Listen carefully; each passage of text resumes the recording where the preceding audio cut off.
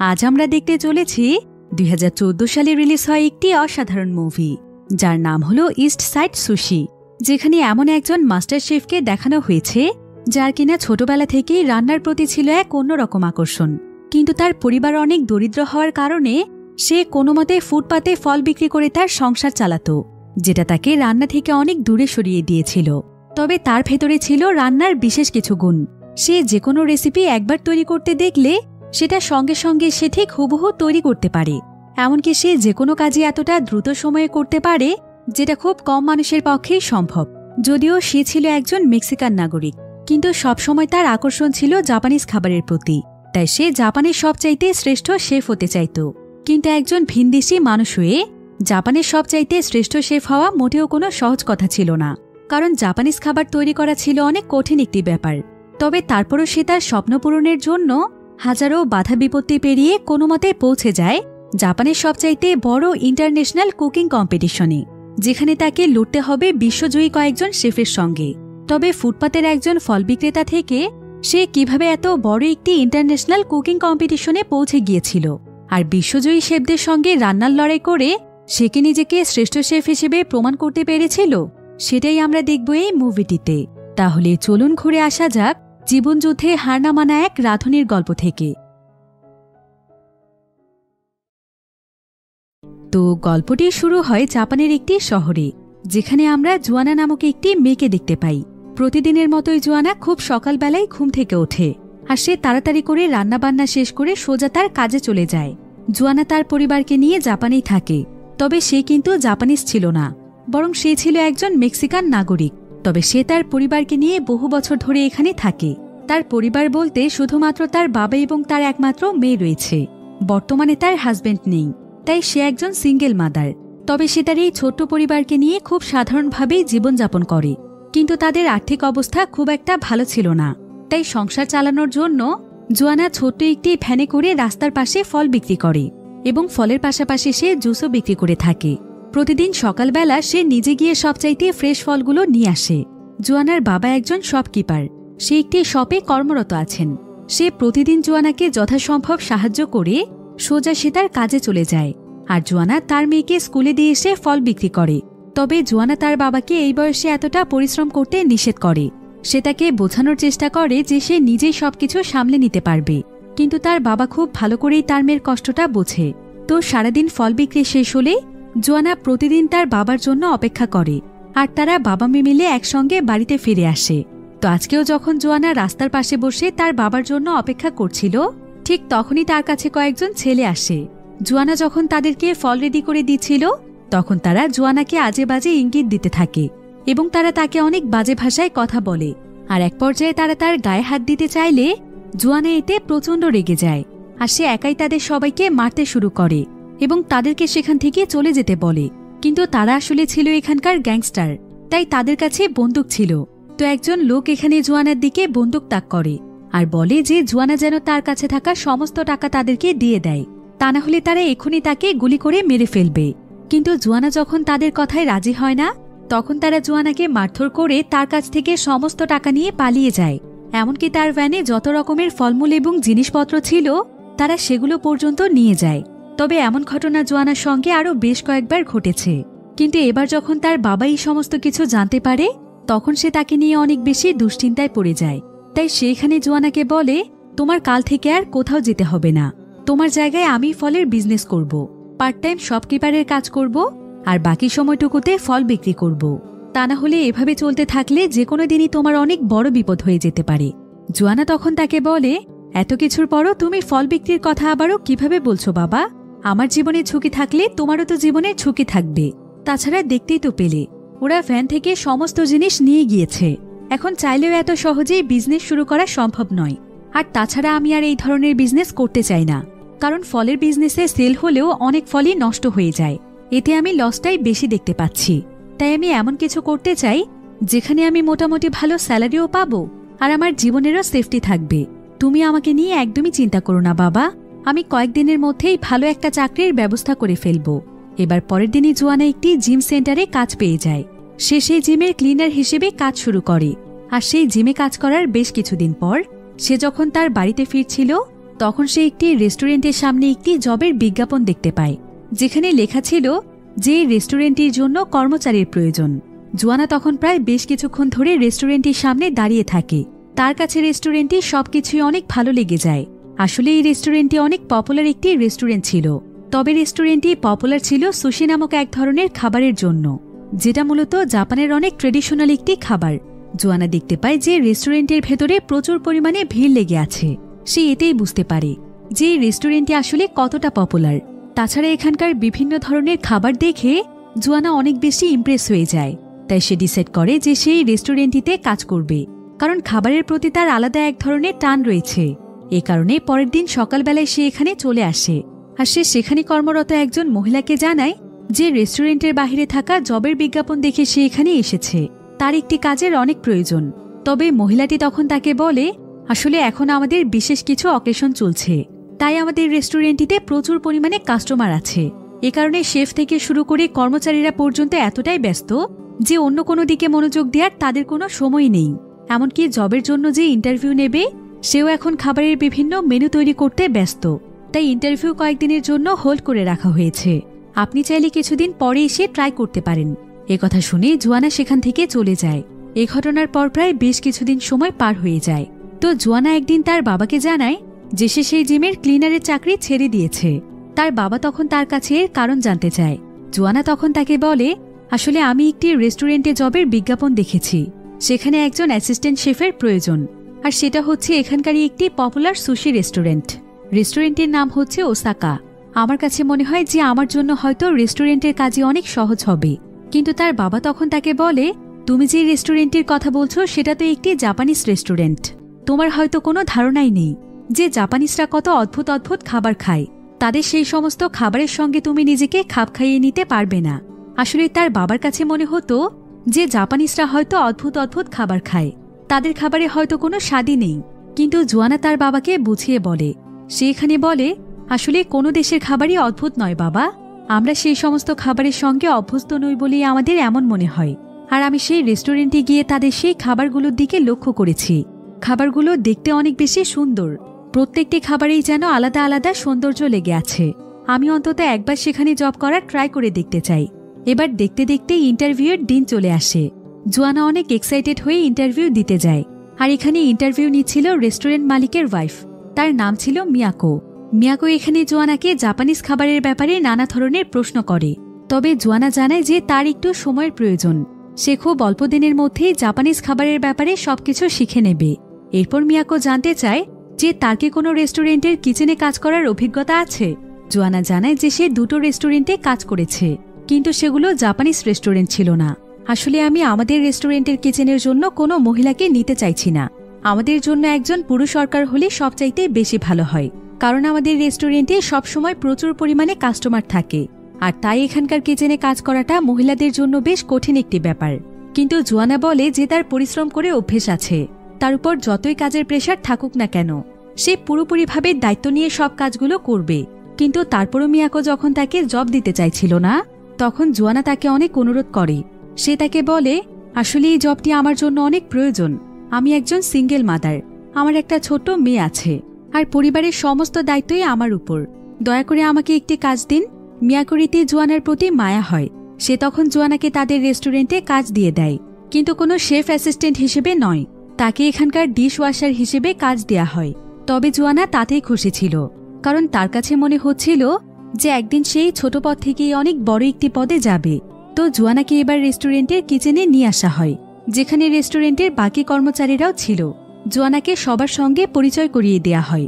এখানকার শেফ ছিল আকি, আর বাকিরা হচ্ছে বিলি এবং ভিক্টর। এরপর জোয়ানাকে কিচেনে তার কাজ বুঝিয়ে দেয়া হয়।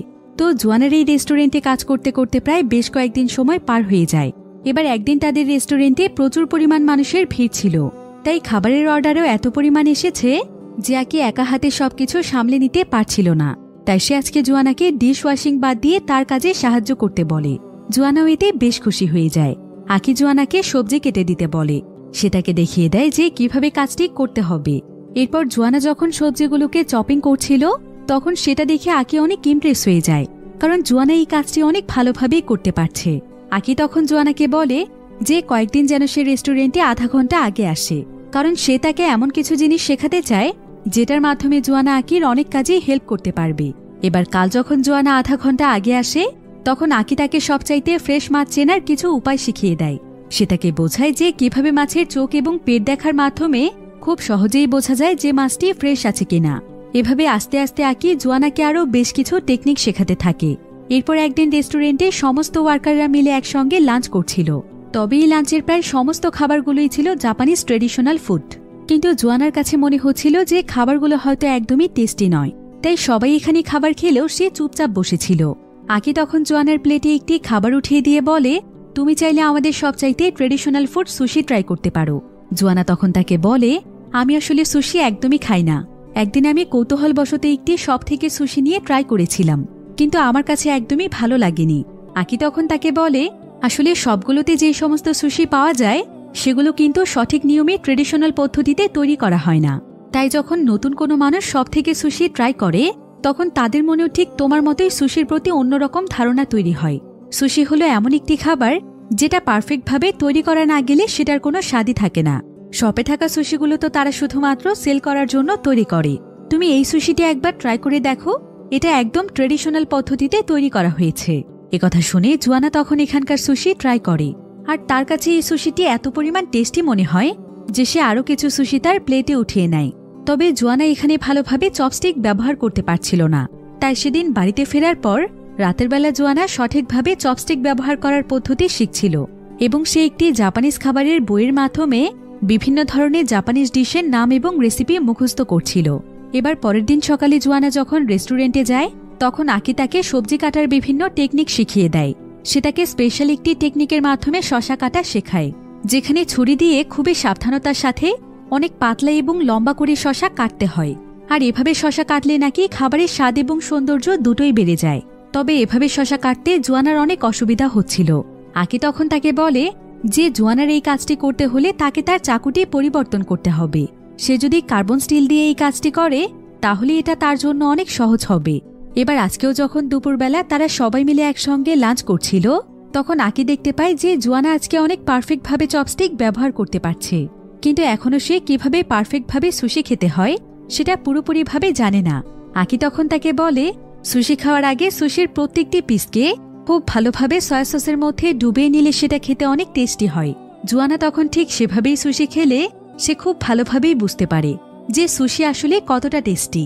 তবে জোয়ানা এখানে লক্ষ্য করে যে সুশির ভেতরে ভাতের মতো আঠালো কিছু একটা রয়েছে। এটা দেখে সে অনেক ইমপ্রেস হয়ে যায়, কারণ সে সুশি খেয়ে একদমই বুঝতে পারেনি যে সুশির মধ্যে ভাত ব্যবহার করা হয়েছে। কারণ ভাতের সাহায্যেও যে এত টেস্টি একটি খাবার তৈরি করা যায় সেটা সে আজকে প্রথম জানল। তখন সবাই এখানে জোয়ানাকে জানায় যে এই ভাতটি আসলে কোনো সাধারণ ভাতের মতো নয়, বরং ভিনেগারের মাধ্যমে এই ভাতটিকে প্রসেস করা হয়, যার ফলে এটা এত বেশি আঠালো।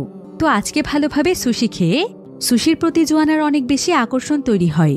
তো আজকে যখন জোয়ানা তার কাজ শেষ করে বাড়িতে ফিরে আসে তখন সে আজকে তার সাথে করে তার বাবা এবং মেয়ের জন্য সুশি নিয়ে আসে। সে তাদেরকেও সুশি খাওয়ানোর জন্য অনেক বেশি এক্সাইটেড ছিল। তো জোয়ানা এখানে তার বাবাকে বলে যে জাপানিজ ফুডগুলো আসলেই অনেক বেশি টেস্টি, আর সুশির তো কোনো কথাই নেই। তাদের দেশের মতো আরও বেশ কয়েকটি দেশে এই ধরনের খাবারকে অনেক নিচু চোখে দেখা হয়, কিন্তু এই খাবারগুলো যদি ট্রেডিশনাল পদ্ধতিতে সঠিক নিয়মে তৈরি করা যায় তাহলে এগুলোকে সবাই বিশ্বের সবচাইতে টেস্টি খাবার মনে করবে। কিন্তু তার বাবার কেন যেন জাপানিজ খাবার ভালো লাগতো না, তাই সে জোয়ানা এবং তার মেয়েকেই খেতে বলে। আর জোয়ানার মেয়ে এখানে অনেক মজা করে সুশি খায়। তো এভাবেই দেখতে দেখতে আরও বেশ কয়েকদিন সময় পার হয়ে যায়। একদিন আকি যখন রেস্টুরেন্টে রান্নার প্রস্তুতি নিচ্ছিল তখন জোয়ানা তাকে বিভিন্ন উপকরণ রেডি করতে হেল্প করছিল। আকি আজকে তার হাতের তৈরি স্পেশাল সুশি তৈরি করছিল, আর সুশি তৈরির যেই পদ্ধতি ছিল সেটা জোয়ানাকে অনেক বেশি আকৃষ্ট করে, তাই সে কাজের পাশাপাশি অনেক মনোযোগ দিয়ে সুশি তৈরির প্রসেস দেখছিল। আকি প্রথমে সুশির জন্য বিশেষ একটি মাছ রেডি করে নেয়। এরপর চিকন চিকন বাঁশের কঞ্চি দিয়ে তৈরি একটি ম্যাটের উপর সবুজ এক ধরনের শীট বসিয়ে সেটার উপর সে আঠালো ভাত, মাছ এবং বিভিন্ন সবজি দেয়। এরপর সেই বাঁশের ম্যাটটিকে চেপে চেপে ঘুরিয়ে ঘুরিয়ে খুবই পারফেক্ট সাইজের একটি রোল তৈরি করে ফেলে। জোয়ানা বুঝতে পারে যে রোলটি তৈরি করতেও কিছু টেকনিকের ব্যবহার করতে হয়। তবে জোয়ানা যখন এগুলো দেখছিল ঠিক তখনই মিয়াকো বলে যে রেস্টুরেন্টে ইয়োশিদা আসছে, অর্থাৎ এখানকার মালিক, তাই সব কাজ যেন সে পারফেক্টভাবে করে ফেলে। তবে জোয়ানা এখানে লুকিয়ে লুকিয়ে এটা দেখছিল যে কিভাবে আকি সুশি তৈরির জন্য প্রত্যেকটি স্টেপে তার হাতের ব্যবহার করছে। সেও এখানে আকির মতো করেই তার হাতের মুভমেন্ট করার চেষ্টা করছিল। কিন্তু ঠিক তখনই সেখানে রেস্টুরেন্টের মালিক ইয়োশিদা চলে আসে। কিন্তু ইয়োশিদাকে কিচেনে দেখে সবাই একটু ঘাবড়ে যায়। এরপর ইয়োশিদা এডি নামক একজন কর্মচারীকে বলে, কিছুক্ষণ আগে আমাকে আদার যে রেসিপিটি সার্ভ করা হয়েছে সেই রেসিপিতে আদার শেপটিকে ফ্লাওয়ার শেপ কেন দেয়া হয়নি? তার এত সুনামধন্য রেস্টুরেন্টে এত বড় ভুল কে করেছে? এরপর এখানে জানা যায় যে সেই রেসিপিটি আসলে জোয়ানাই রেডি করেছিল। জোয়ানা এতে বেশ ঘাবড়ে যায়। কিন্তু জোয়ানার একজন কলিগ এখানে ইয়োশিদাকে বুঝিয়ে বলে। সে তাকে বলে, আসলে স্যার, জোয়ানা আমাদের রেস্টুরেন্টে নতুন জয়েন করেছে, তো তাই হয়তো সে বিষয়টি বুঝতে পারেনি। আস্তে আস্তে সেও সবকিছু শিখে যাবে। একথা শুনে ইয়োশিদা বলে, ঠিক আছে, তবে সবকিছু শিখে যাওয়ার পরেই যেন সে কোনো ডিশ তৈরি করে। এই বলে ইয়োশিদা সেখান থেকে চলে যায়। এরপর দেখা যায় যে জোয়ানা এখন তার কাজের প্রতি আরও অনেক বেশি মনোযোগী হয়ে উঠেছে। সে অনেক সকালবেলায় রেস্টুরেন্টে চলে আসে, আর রেস্টুরেন্টের খাবার তৈরির জন্য যতগুলো মাছ, মাংস, শাকসবজি আসে সেই সবকিছুই সে এখন নিজ দায়িত্বে গুছিয়ে রাখে। তো আজকে সমস্ত কিছু গুছিয়ে রাখার পর আকি যখন তার কাজ করতে আসে তখন সে দেখতে পায় যে সুশির জন্য যেই সমস্ত মাছ রয়েছে সেই সমস্ত মাছগুলো অলরেডি সুশির জন্য প্রস্তুত করা আছে। এমনকি মাছগুলোকে অনেক পারফেক্টভাবে কাটাও হয়েছে। আকি এতে বেশ অবাক হয়ে যায়, কারণ সে ছাড়া এখানকার কেউই এতটা সুন্দরভাবে সুশির মাছ রেডি করতে পারে না। আকি জানতে পারে যে এটা জোয়ানা করেছে। সে এতে জোয়ানার প্রতি অনেক ইমপ্রেস হয়। জোয়ানা তখন আকিকে বলে, আপনি কি আমাকে সুশির রাইস তৈরি করা শেখাবেন? তাহলে হয়তো প্রতিদিন আমিও আপনাকে রাইস তৈরি করতে হেল্প করতে পারবো। আকি তখন জোয়ানাকে দেখায় যে কিভাবে সে সুশির জন্য পারফেক্ট একটি রাইস তৈরি করবে। আকি জোয়ানাকে দেখায় যে প্রথমে সুশির রাইসগুলোকে ভালোভাবে সেদ্ধ করে নিতে হবে। এরপর এই পুরো রাইসটিতে ভালোভাবে ভিনেগার ছড়িয়ে দিতে হবে, আর ঠিক ততক্ষণ পর্যন্ত রাইসগুলোকে নাড়তে হবে যতক্ষণ না এটা একদম আঠালো হয়ে যায়। এভাবে জোয়ানা আস্তে আস্তে সুশি তৈরির সমস্ত পদ্ধতিগুলো শিখছিল। এমনকি রেস্টুরেন্ট থেকে সে তার বাড়িতে ফিরেও তার মেয়ের জন্য সুশি তৈরি করত, যাতে করে তার সুশি তৈরির স্কিল ডেভেলপ হয়। তবে সুশির সমস্ত উপকরণগুলো সে সুন্দরভাবে রেডি করতে পারলেও তার সুশির রোল তৈরি করতে অনেক অসুবিধা হচ্ছিল, কারণ দক্ষতা ছাড়া এই কাজটি করা খুবই ডিফিকাল্ট। তারপরও সে কোনো মতে সুশি তৈরি করে তার মেয়ে এবং তার বাবাকে খেতে দেয়। তবে তার তৈরি সুশি দেখতে ততটা সুন্দর হয়নি। এতে জোয়ানা কিছুটা আপসেট হয়ে যায়। এরপর সে ইন্টারনেটে সুশি তৈরির বিভিন্ন রেসিপি দেখতে শুরু করে, এমনকি সুশির ব্যাপারে নানা ধরনের আর্টিকেল পড়তে থাকে। তবে ইন্টারনেটে সুশির ব্যাপারে ঘাটাঘাটি করতে গিয়ে সে হঠাৎ করে একটি নিউজ দেখতে পায়, যেখানে জাপানের একটি কুকিং কম্পিটিশনের ব্যাপারে বলা হয়েছে। আর এই কম্পিটিশনের পুরো থিমটি ছিল বিভিন্ন ধরনের সুশির উপর। তাই শুধুমাত্র সুশি শেফরাই এই কম্পিটিশনে যোগদান করতে পারবে। তার উপরে এই কুকিং কম্পিটিশনে যে জিততে পারবে তাকে প্রায় 2 কোটি টাকা পুরস্কার দেয়া হবে। তো জোয়ানার কাছে এই কম্পিটিশনটি অনেক বেশি ইন্টারেস্টিং মনে হয়। তাই সে মনে মনে ভাবছিল যে যদি সে কোনো মতে এই কম্পিটিশনটিতে জিততে পারে তাহলে সেই কম্পিটিশনের প্রাইজ মানি দিয়ে সে অনেক বড় কিছু করতে পারবে। সে নিজে একটি রেস্টুরেন্ট খুলে সেটা পরিচালনা করতে পারবে। এবার পরের দিন সকালে জোয়ানা যখন রেস্টুরেন্টে কাজ করতে যায় তখন সে আকিকে বলে, কাল আপনি আমাকে ঠিক যেভাবেই সুশির রাইস তৈরি করা শিখিয়েছেন আমি একদম ঠিক সেভাবে করিয়ে আমাদের বাড়িতে গিয়ে সেই রাইস তৈরি করেছি, কিন্তু সেটা আপনার মতো পারফেক্ট কেন হয়নি? এমনকি অনেক সময় ধরে চেষ্টা করার পরও আমি কোনো মতে রাইসগুলোকে আঠালো করতে পারিনি, যার ফলে আমার সুশির শেফ একদম নষ্ট হয়ে গিয়েছে। আকি তখন তাকে বলে, কিন্তু আমি তো তোমাকে একদম পারফেক্টভাবে চোখের সামনেই তৈরি করে দেখিয়েছি। আমার কাছে কেন যেন মনে হচ্ছে তুমি হয়তো সাধারণ ভাতের চাল দিয়ে সেটা তৈরি করতে গিয়েছিলে, কিন্তু সুশি তৈরির চাল তো একদম আলাদা। তুমি কি নিশ্চিত যে তুমি সেটা দিয়েই করেছিলে? একথা শুনে জোয়ানা বুঝতে পারে যে তার ভুলটা আসলে কোথায় হয়েছিল।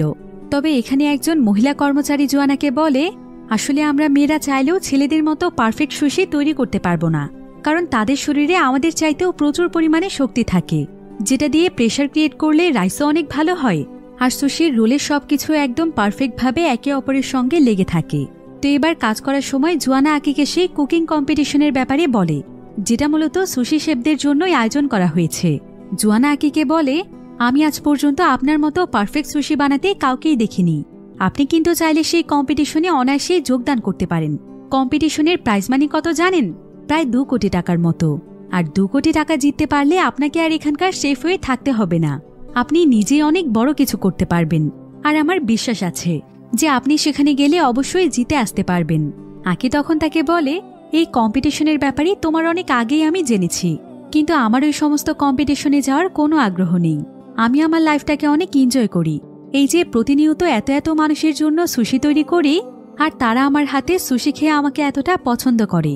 আমি প্রতিনিয়ত এত এত মানুষের ভালোবাসা পাই, এটাই আমার কাছে অনেক বড় পাওয়া। তাছাড়া আমার এই গাধার মতো মুখটা টেলিভিশনের সামনে আমি দেখাতে চাই না। তবে তুমি চাইলে কিন্তু কম্পিটিশনটিতে একবার অডিশন দিয়ে দেখতে পারো। আমি যতটুকু পারি তোমাকে হেল্প করার চেষ্টা করব। তো কম্পিটিশন শুরু হতে আরও 1 মাস সময় বাকি ছিল, তাই প্রতিনিয়ত জোয়ানা অনেক মনোযোগ দিয়ে একদম পারফেক্টভাবে বিভিন্ন ধরনের সুশি তৈরি শিখতে থাকে, যাতে করে সে সেই কম্পিটিশনে যোগদান করতে পারে। জোয়ানা প্রতিদিন আকির কাছ থেকে বিভিন্ন সুশি তৈরি ট্রিক শিখত, আর সেটা প্রতিদিন সে তার বাড়িতে এসে প্র্যাকটিস করত। আর এভাবে জোয়ানা যত বেশি প্র্যাকটিস করছিল, তার তৈরি সুশিও আস্তে আস্তে ততটাই পারফেক্ট হচ্ছিল। এবার পরের দিন রেস্টুরেন্টে যখন সবাই কাজ করছিল, তখন সেখানে ইয়োশিদা আসে। আর এখানে রবার্ট নামক একজন কর্মচারী ছিল। তো এই কর্মচারী এখানে কিছু কাস্টমারকে জিজ্ঞাসা করে যে তারা সুশির পাশাপাশি কি অন্য কিছু খেতে চায়। কাস্টমাররা তখন মিট টাইপের কিছু জিনিস অর্ডার করে, তবে ইয়োশিদার কাছে বিষয়টি মোটেও ভালো লাগে না। সে তখন রবার্টকে তার কাছে ডেকে বলে, আমি তোমাকে আর কতবার বলবো যে কাস্টমারদের কাছ থেকে সুশি বাদে আর অন্য কোনো ডিশের অর্ডার নেবে না। রবার্ট বলে যে তারা অর্ডার করলে সে কি করবে। ইয়োশিদা তখন বলে তারা অর্ডার করেনি, বরং সে নিজে থেকেই তাদেরকে অন্য কোনো ডিশের ব্যাপারে জিজ্ঞাসা করেছিল। এরপর ইয়োশিদা তাকে পরিষ্কারভাবে জানিয়ে দেয় যে সে যেন এরকম ভুল আর কখনোই না করে। তার এই রেস্টুরেন্ট সুশির জন্যই অনেক বেশি পপুলার, তাই সে অন্য কোনো ডিশকে এখানে জায়গা দিতে চায় না।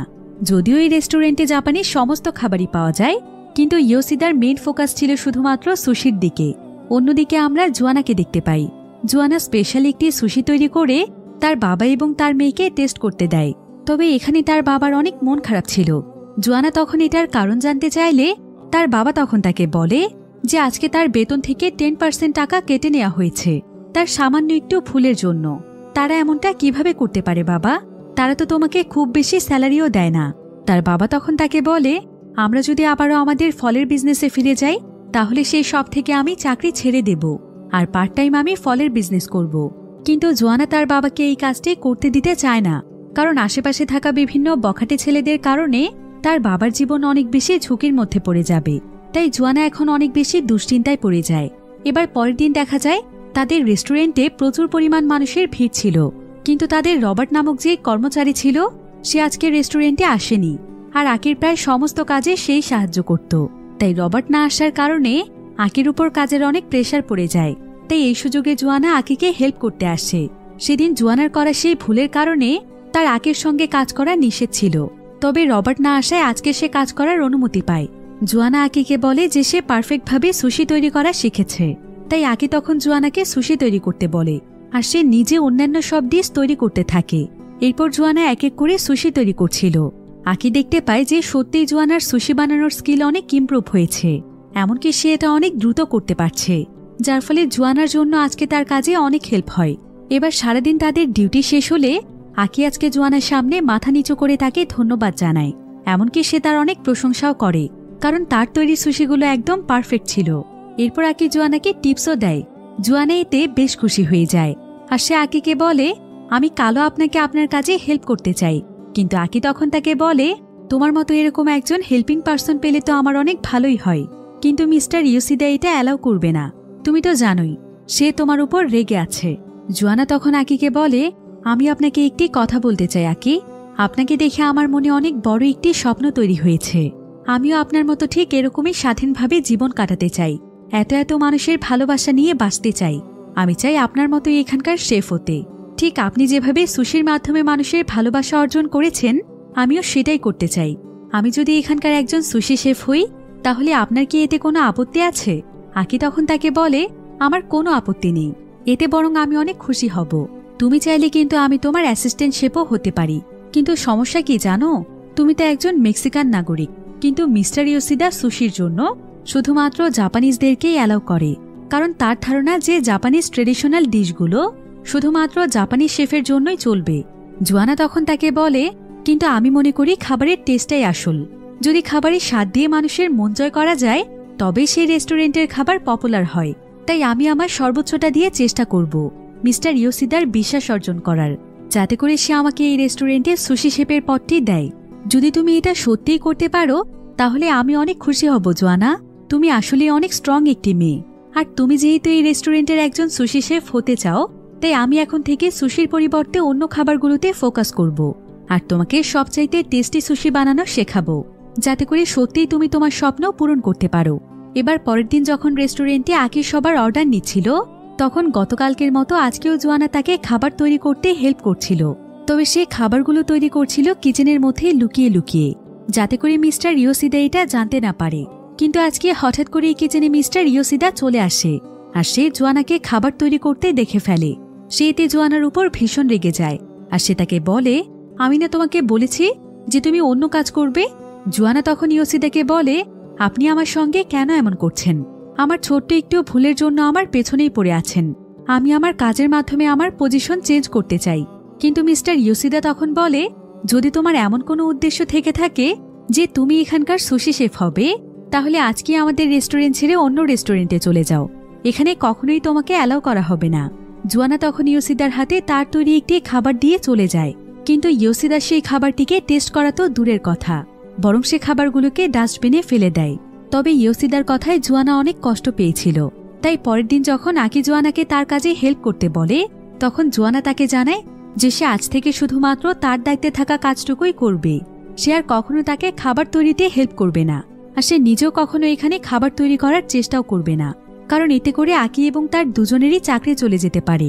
জোয়ানার কথা শুনে আকি মন খারাপ করে চলে যায়।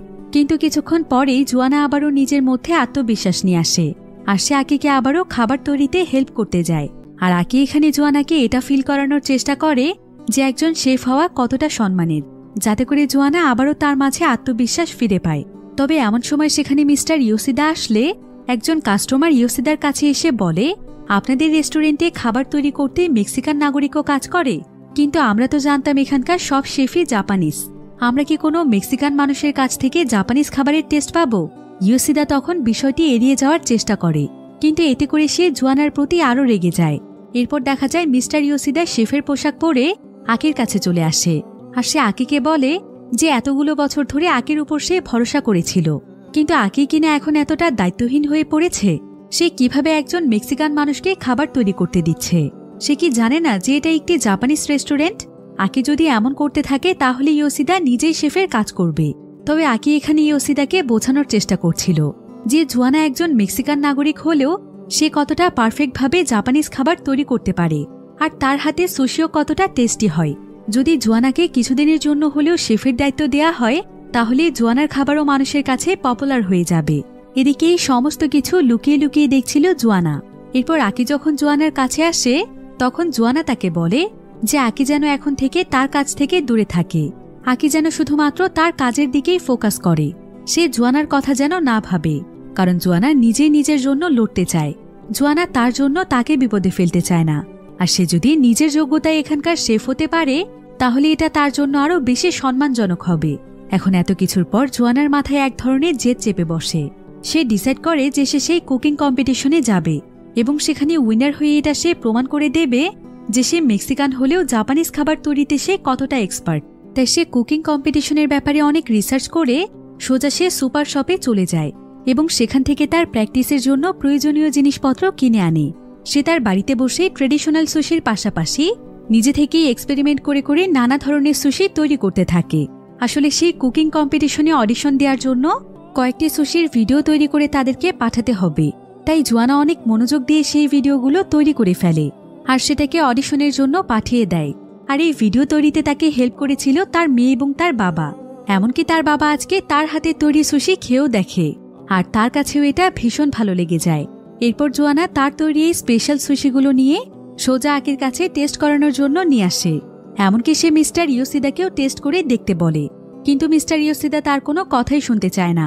জোয়ানা তখন ইয়োশিদাকে বুঝিয়ে বলার চেষ্টা করে। সে তাকে বলে, আপনার রেস্টুরেন্টে যত ধরনের ডিশ রয়েছে আমি সেই সমস্ত ডিশগুলো তৈরি করতে পারবো এবং সেগুলো অনেক পারফেক্ট হবে। আপনি শুধু আমার তৈরি ডিশগুলো একবার ট্রাই করে দেখুন আর আমাকে শুধুমাত্র এখানকার শেফ হওয়ার একটি চান্স দিন। আমি কথা দিচ্ছি আমি ঠিক আপনার কথা অনুযায়ী কাজ করব। এমনকি কাস্টমারদের জন্য এতটা টেস্টিভাবে খাবার তৈরি করব যে আপনার রেস্টুরেন্টের পপুলারিটি আরও বেড়ে যাবে। কিন্তু মিস্টার ইয়োশিদা বলে যে জোয়ানা যদি জাপানিজ হতো তাহলে সে অন্তত একবার এই বিষয়টি ভেবে দেখত, কিন্তু একথা শুনে জোয়ানা ভীষণ রেগে যায় আর সে মিস্টার ইউসিদাকে বলে, আপনি কেন আমাকে এতটা নিচু চোখে দেখছেন? আমি মেক্সিকান বলে কি আমার যোগ্যতার কোনো দাম থাকতে পারে না? আপনি তো নিজেও একজন শেফ, তাই নিশ্চয়ই আপনিও এটা খুব ভালোভাবেই জানেন যে খাবার কখনো মানুষের চেহারা বা জাত দেখে হয় না, বরং খাবারের সৌন্দর্য তার প্রেজেন্টেশন এবং স্বাদে। তাহলে কেন আপনি আমার সঙ্গে এমনটা করছেন? আমার স্বপ্ন এভাবে ভেঙে দিচ্ছেন। ইয়োশিদা তখন তাকে বলে, আমার রেস্টুরেন্টটি হচ্ছে একটি জাপানিজ রেস্টুরেন্ট, আর একজন জাপানিজ মানুষ যেভাবে জাপানিজ খাবার তৈরি করবে সেটা তুমি পারবে না, তাই আর কখনো এখানকার শেফ হওয়ার চিন্তাও করো না। জোয়ানা এবার প্রচণ্ড রেগে গিয়ে মিস্টার ইয়োশিদাকে বলে, আপনি কি লক্ষ্য করেছেন গত 1 মাস ধরে বনিতো নামক যে ডিশটি রয়েছে সেটা সুশি চাইতেও এই রেস্টুরেন্টে বেশি সেল হয়েছে। আর সেটা কে তৈরি করেছে জানেন? সেটা আমি তৈরি করেছি, যেটা কাস্টমারের কাছে এতটা ভালো লেগেছে। তবে আমি আজ বুঝতে পেরেছি যে আপনার চিন্তা ভাবনা কতটা নিচু, তাই আমি আর আপনার রেস্টুরেন্টে আজ থেকে কাজ করতে চাই না। এই বলেই জোয়ানা রেস্টুরেন্ট ছেড়ে চলে যায়। আকি তখন মিস্টার ইয়োশিদাকে বলে যে জোয়ানা আসলেই একজন ভালো শেফ ছিল, আর তার তৈরি খাবারগুলো কাস্টমারদের কাছে অনেক পছন্দেরও ছিল। এরপর আকি মিস্টার ইয়োশিদাকে জোয়ানার তৈরি মায়ান্স এবং এক ধরনের রোল খেতে দেয়, আর তাকে টেস্ট করে দেখতে বলে যে জোয়ানা আসলে কতটা ভালো রান্না করতে পারে। আকির কথায় ইয়োশিদাও এবার জোয়ানার তৈরি খাবার টেস্ট করে। অন্যদিকে জোয়ানা যখন তার বাড়িতে ফিরে আসে তখন সে একটি লেটার পায়, আর সে জানতে পারে যে সে সেই কুকিং কম্পিটিশনে অডিশন দিয়ে সিলেক্ট হয়ে গিয়েছে। এতে সে এবং তার পরিবার অনেক খুশি হয়ে যায়। জোয়ানার বাবা এখানে জোয়ানাকে অনেক অ্যাপ্রিশিয়েট করে। তো কম্পিটিশনটি ছিল 2 সপ্তাহ পরে। এদিকে আকি যখন এই নিউজটি জানতে পারে যে জোয়ানা কম্পিটিশনের জন্য সিলেক্ট হয়ে গিয়েছে, তখন সে অনেক খুশি হয়ে যায়, আর সে জোয়ানার অ্যাড্রেস বের করে সোজা তার বাড়িতে চলে যায়। জোয়ানাও আকিকে দেখে অনেক খুশি হয়। এরপর সে তাকে তার বাবা এবং মেয়ের সঙ্গে পরিচয় করিয়ে দেয়। তো এবার কিছুক্ষণ পরেই আকি এখানে জোয়ানাকে একটি উপহার দেয়, যেটা ছিল কার্বন স্টিল দিয়ে তৈরি একটি চাকু। আকি এখানে জোয়ানাকে বলে যে এটা যেহেতু সুশি তৈরির কম্পিটিশন, তাই এই চাকুটি সেই কম্পিটিশনে অনেক কাজে আসবে। তো এত স্পেশাল একটি উপহার পেয়ে জোয়ানা অনেক খুশি হয়ে যায়। সে আকিকে মন থেকে ধন্যবাদ জানায়। এরপর প্রায় বেশ কয়েকদিন সময় পার হয়ে যায়। জোয়ানাকে কুকিং কম্পিটিশনের এজেন্সি থেকে ফোন করা হলে সে তার পরিবারকে নিয়ে সেখানে চলে যায়। তবে জোয়ানাকে দেখে কম্পিটিশনের কমিটি একদম অবাক হয়ে যায়, কারণ তারা ভেবেছিল জোয়ানা জাপানিজ, কিন্তু এখন তারা জানতে পেরেছে যে জোয়ানা একজন মেক্সিকান নাগরিক। তবে হেড অফিস থেকে এই ব্যাপারে জানানো হয় যে জোয়ানা যেহেতু অডিশনের মাধ্যমে সিলেক্ট হয়েছে, তাই তাকে আর বাদ দেয়া যাবে না, কারণ তারা অলরেডি প্রতিযোগীদের লিস্ট তৈরি করে ফেলেছে। তাছাড়া এই কম্পিটিশনে কে কোন দেশের শেফ সেটা দেখা হবে না, বরং দেখা হবে যে সে পারফেক্টভাবে খাবারগুলো তৈরি করতে পারছে কিনা। এরপর জোয়ানা কম্পিটিশনের জন্য রেডি হয়ে ভেতরে চলে আসে, আর এখানে তার আরও বাকি 2 জন প্রতিযোগীর সঙ্গে পরিচয় হয়। আসলে অডিশনের মাধ্যমে এই 3 জনকেই বাছাই করা হয়েছে, যাদের মধ্যে একজনের নাম ছিল হিতোশি এবং আরেকজনের নাম ছিল ইয়ামোতো। তারা দুজনেই ছিল অনেক প্রফেশনাল শেফ। এবার কিছুক্ষণের মধ্যেই তাদের কুকিং কম্পিটিশন শুরু হয়। কিম নামক একজন উপস্থাপক কম্পিটিশনের প্রেজেন্টেশন দিচ্ছিল, আর কম্পিটিশন শুরু হওয়ার আগে সে সকলের উদ্দেশ্যে কম্পিটিশনের সমস্ত নিয়মকানুন বলে। সে এখানে বলে, আমাদের এই কম্পিটিশনটিকে প্রায় 3টি রাউন্ডে ভাগ করা হবে এবং প্রত্যেকটি রাউন্ডে প্রতিযোগীদেরকে আলাদা আলাদা টাস্ক কমপ্লিট করতে হবে। আর এভাবে করে যে অবশেষে ফাইনালে গিয়ে জিততে পারবে সে পেয়ে যাবে আমাদের প্রাইজ মানি 2 কোটি টাকা, কারণ এটা হচ্ছে পুরো পৃথিবীতে সবচাইতে বড় সুশি কম্পিটিশন। তাই যেই কম্পিটিশনের উইনার হবে সে শুধুমাত্র টাকাই পাবে না, বরং তাকে বিশ্বের শ্রেষ্ঠ সুশি মাস্টার হিসেবে টাইটেল দেওয়া হবে, যেটা একজন শেফের জন্য সবচাইতে বড় পাওয়া। তাই প্রত্যেকটি প্রতিযোগীকে বেস্ট অফ লাক। অন্যদিকে আমরা দেখতে পাই যে আকি এবং মিস্টার ইয়োশিদা এই কম্পিটিশনটি দেখছে। আকি এখানে জোয়ানার জন্য অনেক এক্সাইটেড ছিল। এদিকে কম্পিটিশনে তাদের প্রথম রাউন্ড শুরু হয়। প্রতিযোগীদেরকে তাদের নিজ নিজ জায়গাতে পাঠানো হয়। এবার কিম এখানে প্রতিযোগীদেরকে প্রথম রাউন্ড সম্পর্কে বলে। সে তাদেরকে বলে, প্রথম রাউন্ডে আপনাদেরকে পারফেক্টভাবে 3টি ডিশ তৈরি করতে হবে, আর এই 3টি ডিশের নাম হচ্ছে টেক্কামাকি রোল, ক্যালিফোর্নিয়া রোল এবং মাগুরো নিগিরি নামক একটি ডিশ। তবে আপনাদের জন্য সবচাইতে চ্যালেঞ্জিং ব্যাপার হচ্ছে এই 3টি ডিশে আপনাদেরকে তৈরি করতে হবে মাত্র 2 মিনিটের মধ্যে। এবার কিছুক্ষণের মধ্যেই তাদের কম্পিটিশন শুরু হয়। তারা 3 জনই এখানে তাদের নিজ নিজ দক্ষতা দেখাচ্ছিল, যাদের মধ্যে ইয়ামোতো তার ছুরি ব্যবহারের স্কিল দেখাচ্ছিল, আর জোয়ানা দেখাচ্ছিল তার কাজের স্পিড, এবং হিতোশি নামক যে শেফ ছিল সে গত বছরই অনেক বড় একটি কুকিং কম্পিটিশনের উইনার হয়েছে, তাই তার প্রত্যেকটি স্কিলে একদম পারফেক্ট ছিল।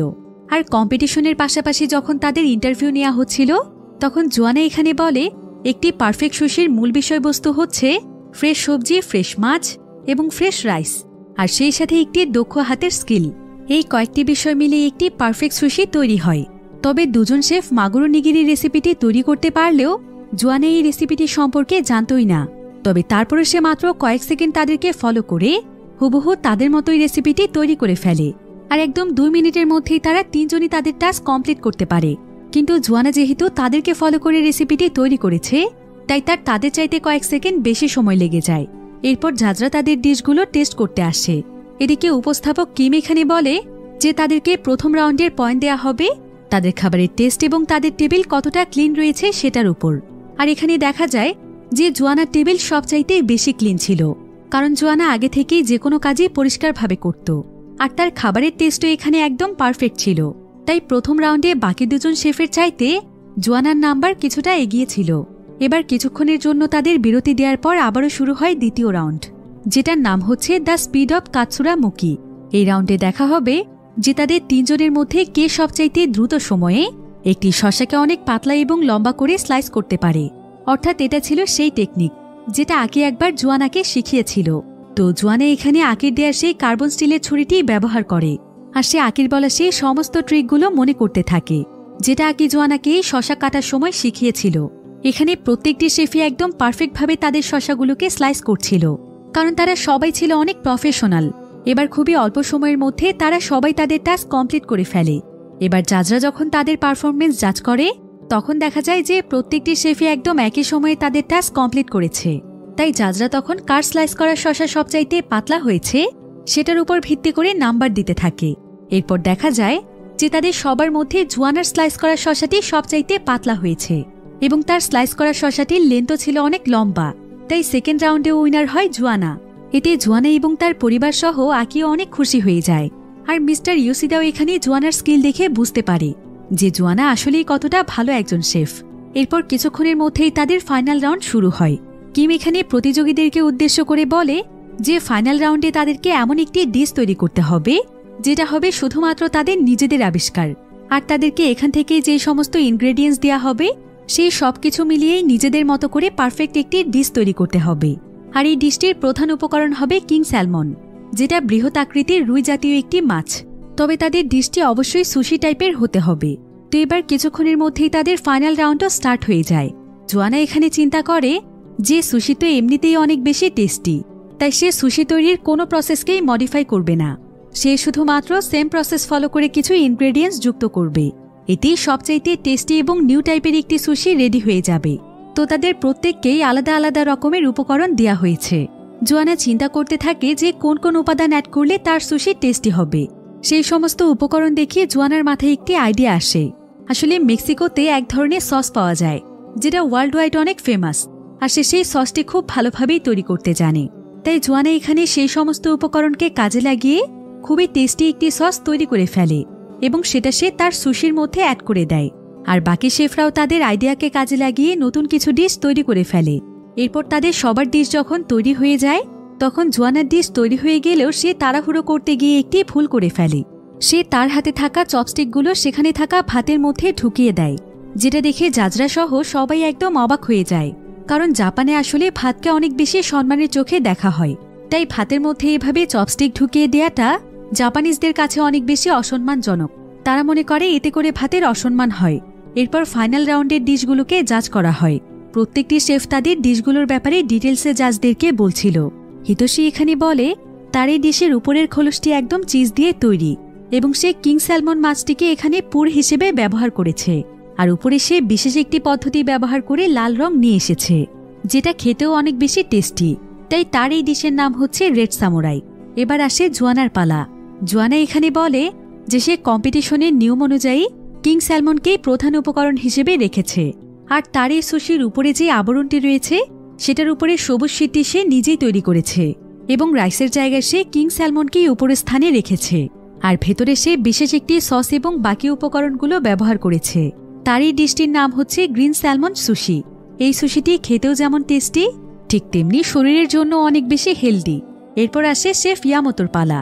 তার ডিশটি দেখতে অনেক বেশি আকর্ষণীয় ছিল, কারণ সে বিশেষভাবে ডিশটির মধ্যে এক ধরনের ধোঁয়া তৈরি করেছে। এরপর সে এখানে বলে যে সে স্যালমন ফিশ শসা এবং বিভিন্ন সবজি ব্যবহার করে খুবই স্পেশাল এবং ডিফারেন্ট একটি সুশি তৈরি করেছে। যেটার পুরের মধ্যে সে স্পেশালভাবে মাশরুম দিয়েছে। আর সেই সাথে সে প্রত্যেকটি উপকরণকে এমনভাবে সাজিয়েছে যেটা মুখে দিলেই প্রত্যেকটি উপকরণের স্বাদ আলাদা আলাদাভাবে পাওয়া যাবে। আর তার এই ডিশটির নাম হচ্ছে ভলকেনো সুশি, কারণ এখানে সে লাভার মতো দেখতে একটি সস তৈরি করেছে আর সেটার উপরেই সে এক প্রকার ধোঁয়ার ইফেক্ট দিয়েছে। তো এভাবেই প্রত্যেকের ডিশগুলো জাজ করার পর এবার চলে আসে রেজাল্টের পালা। তো কিম এখানে সকলের দীর্ঘ প্রতীক্ষার পর জানায় যে তাদের এই ওয়ার্ল্ড সুশি শেফ কম্পিটিশনের উইনার হলো হিতোশি, অর্থাৎ ফাইনাল রাউন্ডে এসে জোয়ানা হেরে গিয়েছে। উইনার হয়েছে হিতোশি, কারণ হিসেবে বলা হয় যে জোয়ানা এবং হিতোশির পয়েন্ট একদম সেম ছিল। কিন্তু জোয়ানা যেহেতু লাস্ট রাউন্ডে এসে একটি ভুল করে ফেলেছে, তাই জোয়ানার জায়গায় উইনার ঘোষণা করা হচ্ছে হিতোশিকে। কারণ এটা যেহেতু একটি জাপানিজ কম্পিটিশন ছিল, তাই জোয়ানার উচিত ছিল প্রথমে জাপানিজ ট্রেডিশন সম্পর্কে সবকিছু জেনে এখানে আসা। তবে তারা সবাই এখানে জোয়ানার প্রতি অনেক ইমপ্রেস হয়েছিল। যদিও জোয়ানা সকলের সামনে অনেক স্বাভাবিক ছিল, কিন্তু সে আড়ালে গিয়ে প্রচণ্ড রকমের কাঁদে, যেটা টেলিভিশনে প্রচার করা হয়। আর এই বিষয়টি যখন ইউসিদা দেখতে পায়, তখন তাকে দেখে মনে হচ্ছিল যে তারও হয়তো জোয়ানার জন্য খারাপ লাগছে। এই ঘটনার পর প্রায় কয়েক মাস সময় পার হয়ে যায়। আমরা মিস্টার ইউসিদার সেই ওসাকা রেস্টুরেন্ট দেখতে পাই, যেখানে আকি জোয়ানার মেয়ে এবং তার বাবার সঙ্গে বসে খাবার খাচ্ছিল। এরপর আমরা সেখানে জোয়ানাকে দেখতে পাই। অবশেষে জোয়ানা এই রেস্টুরেন্টে সুশি শেফ হতে পেরেছে, আর সেও এখন এখানকার অনেক পপুলার একজন শেফ। তার তৈরি প্রত্যেকটি খাবারই এখন কাস্টমারদের কাছে অনেক জনপ্রিয়। বিশেষ করে জোয়ানা কম্পিটিশনের ফাইনাল রাউন্ডে যে রেসিপিটি তৈরি করেছিল, যেটার নাম ছিল গ্রিন স্যালমন সুশি, সেটা এখন এখানকার সবচাইতে ট্রেন্ডিং একটি খাবার, যেটা খাওয়ার জন্য রেস্টুরেন্টে সবসময় কাস্টমারদের ভিড় লেগেই থাকে। তাই মিস্টার ইয়োশিদা এখন জোয়ানার উপর অনেক খুশি। ইয়োশিদা এখানে কাস্টমারদের সিটে বসে জোয়ানার তৈরি খাবার খাচ্ছিল, আর জোয়ানা যখন তার দিকে তাকায়, তখন সে জোয়ানাকে মন থেকে ধন্যবাদ জানায়, কারণ জোয়ানার জন্যই তার মনে সমস্ত নিজ ধারণা বদলে গিয়েছে। আর জোয়ানাও অনেক স্ট্রাগল করার পর নিজেকে প্রমাণ করতে পেরেছে। তাই মিস্টার ইয়োশিদার জোয়ানাকে নিয়ে আজ অনেক গর্ব হচ্ছে, কারণ জোয়ানা তার রেস্টুরেন্টেরই শেফ। এরপর থেকেই জোয়ানার জীবন একদম বদলে যায়। সে শেফ হওয়ার পর তার সমস্ত আর্থিক সমস্যা দূর হয়ে যায়, এমনকি তার বাবাকেও আর কাজ করতে হয় না। সে আকি এবং তার পরিবারকে নিয়ে নতুন করে বাঁচতে শুরু করে।